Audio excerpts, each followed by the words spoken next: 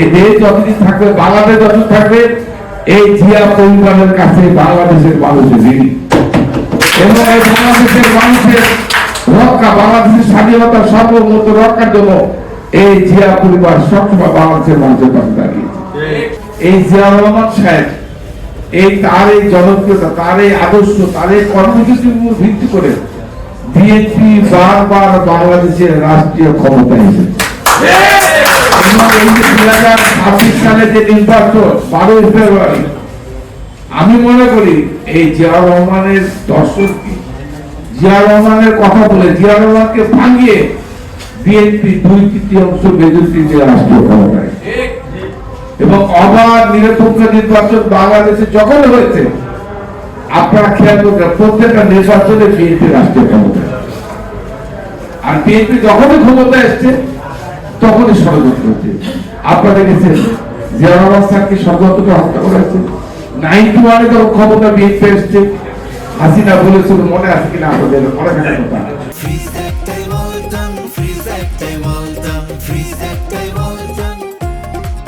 একদিনের জন্য তোমাকে আপনাকে শান্তিতে থাকতে দেব।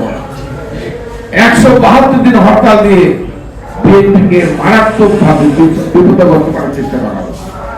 বিএনপি খালেদা জিয়া আমাদের নেতা নেত্রী স্বাধীনতা সার্বভৌমত্ব গণতন্ত্র রক্ষা করার জন্য অনেক কিছু শুরু করেছে। এবং 2001 থেকে 2006 ঠিক একই অবস্থা 111 এসেছে।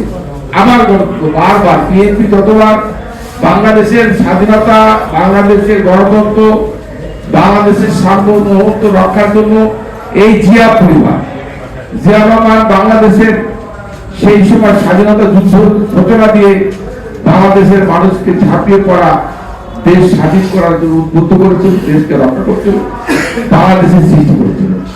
আবার বেগম খালেদা জিয়া 1982 সালে এরশাদ ক্ষমতা নেওয়ার পর আপনারা দেখেছেন বাংলাদেশের গণতন্ত্র যখন বিপন্ন, স্বাধীনতা সার্বভৌমত্ব যখন বিপন্ন, সেই মুহূর্তে তার দুপুর সন্তান তারেক রহমান আরাফাত রহমানকে ঘরের শিশু বাচ্চাদেরকে ঘরে রেখে রাস্তায় নিয়ে গেছিল।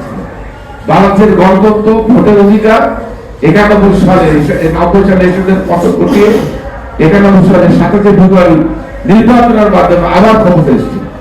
প্রিয় ভাই আমার, আপনারা দেখেছেন বাংলাদেশের গণতন্ত্র, স্বাধীনতা সার্বভৌমত্ব রক্ষা করেছে। আবার এই যে 5ই আগস্টের পর যখন বিএনপি, বাংলাদেশের মানুষ যখন হতাশা, নির্বাচন হবে কি হবে না, এই প্রতিকূল অবস্থা তার সরকার, বাংলাদেশের বর্তমান প্রধানমন্ত্রী তারেক রহমান ডক্টর ইউনূসের সঙ্গে লন্ডনে মিটিং করে রোজার আগে 12ই ফেব্রুয়ারি নির্বাচনের ঘোষণার মাধ্যমে বাংলাদেশের মানুষকে আবারও সকল হতাশা, দুশ্চিন্তা, বাংলাদেশের গণতন্ত্র আবার ফিরে